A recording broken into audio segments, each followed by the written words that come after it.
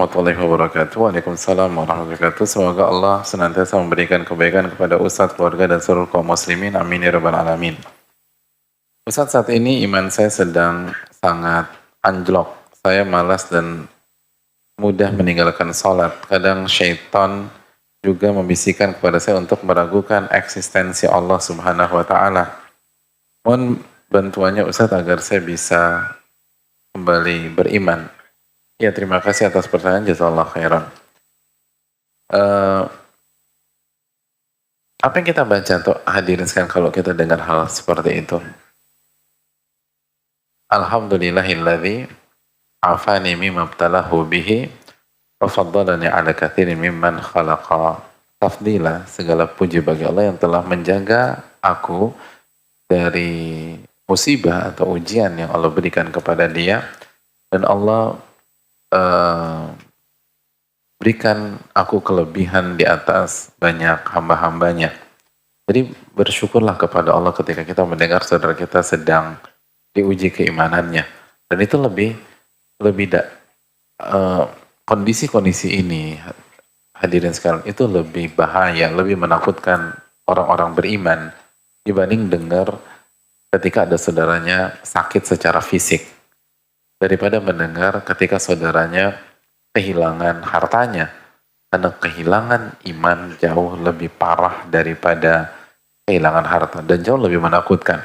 Itu yang pertama. Yang kedua, hadirin yang Allah muliakan, yang dalam kondisi futur, sekali futur itu atau lagi down, lagi jenuh, itu manusiawi.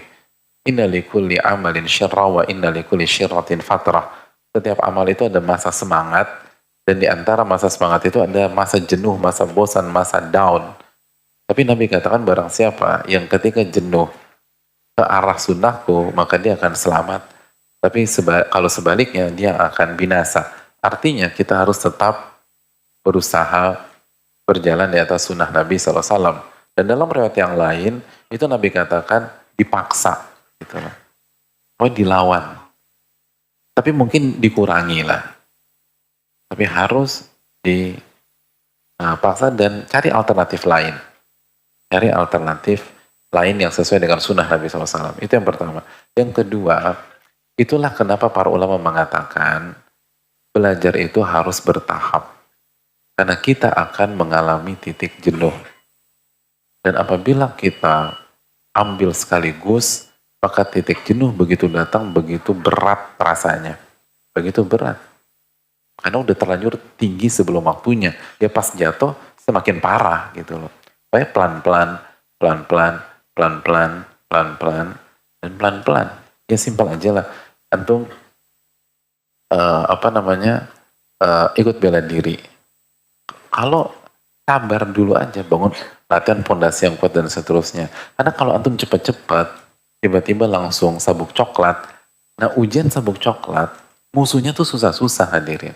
Ya sabuk coklat juga, nggak ada sabuk putih. Sama, belajar tuh bertahap, bertahap, bertahap, bertahap. Karena pasti rasa jenuh itu akan datang. Terus yang berikutnya, yang ketiga, segera bertemu dengan orang-orang soleh atau orang-orang yang berilmu, minta nasihat. Ibnul Qayyim rahimahullah pernah bercerita, setiap saya lagi ada banyak masalah, saya pergi ke rumahnya Syekhul Islam, itu baru ngeliat wajahnya, itu semangat lagi. Itu belum curhat ya, baru ngeliat wajah beliau, itu semangat lagi.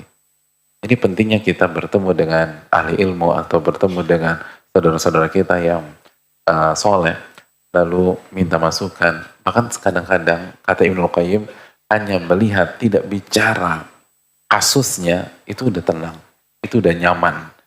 Maka sekali lagi ini yang perlu kita camkan. Dan kalau kita nggak punya akses ahli ilmu, berusaha hadirin sekalian. Jujur sama Allah, berusaha, insya Allah akan mudahkan. Wallahu ta'ala alam bisawab.